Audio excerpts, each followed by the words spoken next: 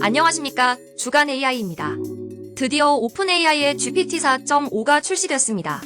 GPT-4가 출시된 2023년 3월 이후 거의 2년 만에 등장한 것으로 끊임없이 루머가 돌며 지난 1년 동안 계속 화제를 몰고 다녔던 모델입니다. 특히 스케일링 법칙의 한계를 드러냈다는 사실 때문에 AI의 패러다임을 바꾼 것으로도 큰 관심을 모았습니다. 오픈AI는 이를 개발하기 위해 엄청난 자금을 투입했지만 큰 성능 향상을 이루지 못했고 결국 모델을 다시 뒤엎고 사전 훈련만 2번 한 것으로도 알려졌습니다. 그동안 투입된 액수는 수억 달러에 달할 것입니다. 그래서 이 모델이 어느 정도 성능을 보일지는 초미의 관심사였습니다. 그리고 27일 발표된 결과는 그동안 왜 오픈AI가 이 모델 때문에 고생했는지가 고스란히 드러납니다. 출시 이전부터 비공개로 모델을 테스트했던 전문가들의 의견이 속속 올라오고 있습니다. 엇갈리는 부분도 있지만 대략적인 결론은 다음과 같습니다. 우선 지금까지 등장한 모델 중 가장 좋은 모델 중 하나라는 것은 확실한 것으로 보입니다. 특히 일반적인 지식 수준이나 언어 능력, 환각 등에서 가장 뛰어나며 심지어 인간적인 톤까지 갖춘 것으로 알려졌습니다.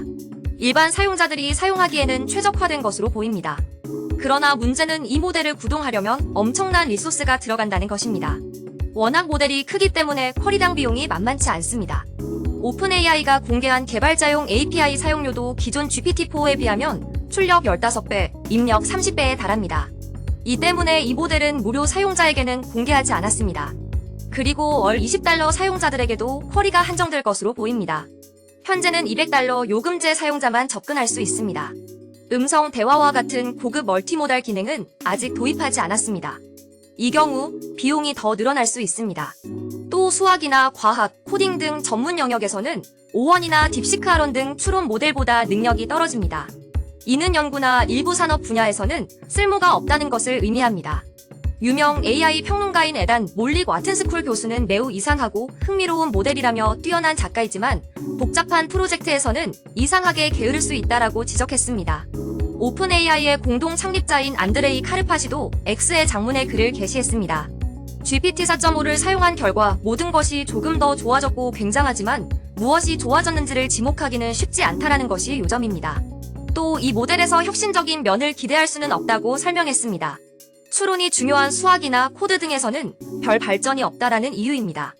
반면 기업용 데이터 공급 업체인 박스에아론 레비 CEO는 GPT-4.5를 사용해 복잡한 기업 콘텐츠에서 구조화된 데이터와 메타데이터를 추출하는 데 도움을 받았다며 B2B에서도 유용할 수 있다고 밝혔습니다.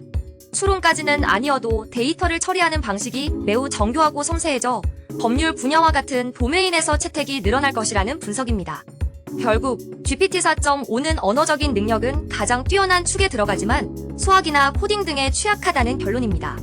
이는 사례별로 잘 적용하면 활용성이 뛰어나다고 볼 수 있지만 가격을 따지면 적당한 사례는 크게 줄어들 것으로 볼 수 있습니다. 이보다 훨씬 싼 가격에 이상의 성능을 갖춘 모델이 있기 때문입니다. 이 때문에 오픈AI 저격수로 유명한 게리 마커스 뉴욕대학교 교수는 이 모델을 빛 좋은 개살구라고 비판했습니다. 클레멍랑 허깅페이스 CEO도 별로라는 평을 남겼습니다. 사용자들은 이런 엇갈린 반응에 혼란스러운 모습입니다. 벤처비트에 따르면 한 사용자는 X를 통해 그러니까 GPT-4.5가 5원보다 가치가 있다고 말하는 건가? 그런데 벤치마크에서는 왜 좋은 성능을 내지 못하는 건가? 말이 안 된다라고 지적했습니다. 다른 사용자는 오픈AI가 GPT-4.5의 API 가격을 엄청나게 비싸게 책정한 것에 대해 딥시크나 다른 기업이 증류에 사용하기 어렵게 조치한 것이라는 해석까지 내놓았습니다. 물론 많은 사용자는 수학이나 코딩 능력에는 별 관심이 없으며 챗봇이 더 정교하고 인간적인 답변을 해준다는 것에 만족할 수 있습니다. 오픈AI도 이런 점을 자랑하고 있지만 샘 알트먼 CEO가 밝혔듯 비용 문제로 무료 공개를 주저하고 있습니다. 결국 GPT-4.5의 운명은 앞으로 출시될 GPT-5에 달려있을 것으로 보입니다. 오픈AI가 서둘러 GPT-5를 내놓으면 자연히 GPT-4.5는 일부 유료 사용자 전용 서비스로 한정될 것으로 보입니다. 하지만 GPT-5 출시가 늦어지고 무료 사용자들의 요청이 커진다면 오픈AI의 고민은 더 커질 것으로 보입니다. 좋은데도 서비스로 내놓지 못하는 상황, GPT-4.5는 이상하고 흥미로운 상황에 처한 것이 맞는 것으로 보입니다. 이어 국내외 주요 뉴스 전해드립니다.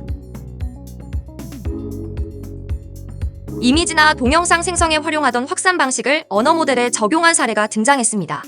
최근 몇 년 새 등장한 가장 획기적인 언어 모델 아이디어 중 하나로 꼽히는데 과연 이 방식이 새로운 표준으로 자리 잡을지 주목됩니다.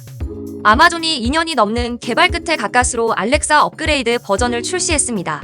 설명대로라면 강력한 AI 에이전트가 탄생한 것으로 보이는데 과연 실제 성능이 따라줄지는 지켜볼 필요가 있습니다.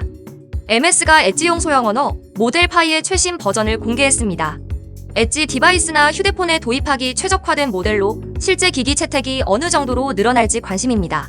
지금까지 주간 AI였습니다.